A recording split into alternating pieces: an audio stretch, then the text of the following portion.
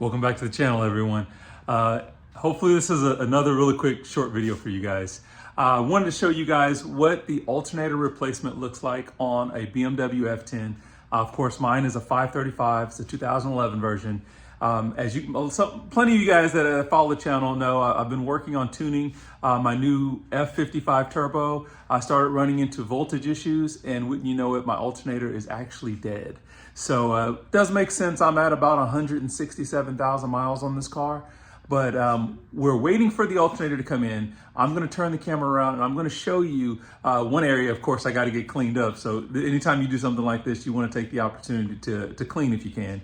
But just kind of walk through a couple of things because I have already pulled the alternator, but wanted to kind of show you guys just some tips on if you guys are gonna do a replacement of your alternator as well. So I'm gonna turn the camera around now. Okay, so as you guys can see, the alternator's already out. I did all the hard work at this moment, but wanted to kind of show you guys a few tips here. For one thing, this is my filthy area now, so I'm going to work on getting this cleaned up. But this here is your alternator bracket. As you can see, the alternator actually sits right here in this location. These two bolts are really easy to get to, but it is the bottom bolts that are more difficult.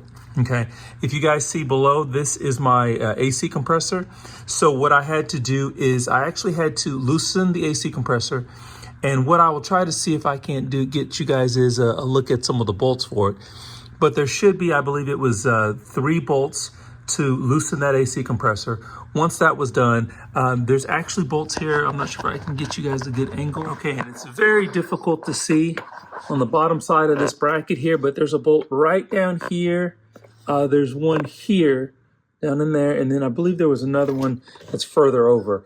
But those bolts had to be loosened to be able to basically release this bracket enough so that I could actually pull the AC compressor out. So once I get the new unit in, I'll try to get you guys another visual so you kind of see what we're referring to. Just kind of the tips that it took for me to be able to get that alternator out. As you guys can see, we've done a little bit of cleanup here. I still have more to do, but I just wanted to take a quick moment. I've actually removed that lower bracket, which is actually right here now, okay? And I wanted to show you guys, so when I said, this is how it's typically sitting in there on the engine. And it's these 3 bolts here at the bottom. So you've got one here, here, and then there.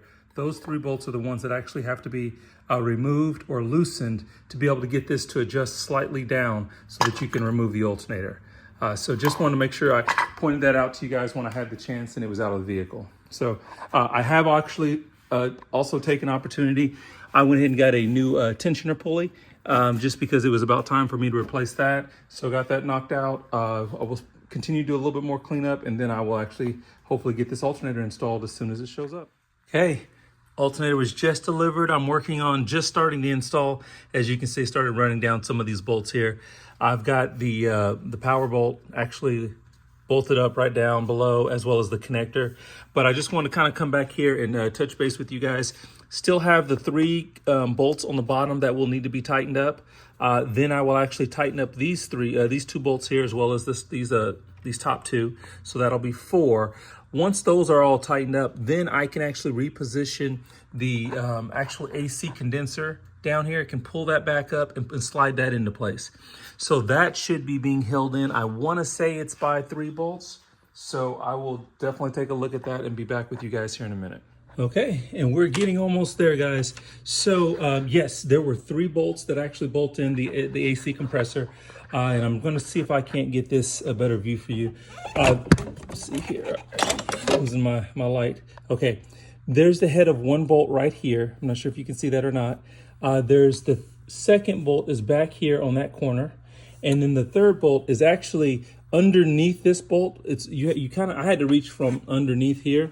It actually goes to the block, so that's one to look for because it's not easily seen. But yeah, that's really most of it. I will have to get this line back up because there is another bolt that goes here. This bolt here that actually holds that bracket in place for your AC lines. Yeah, it's coming together quickly. So we have everything reinstalled now. As you guys can see, the alternator is actually The alternator is in place.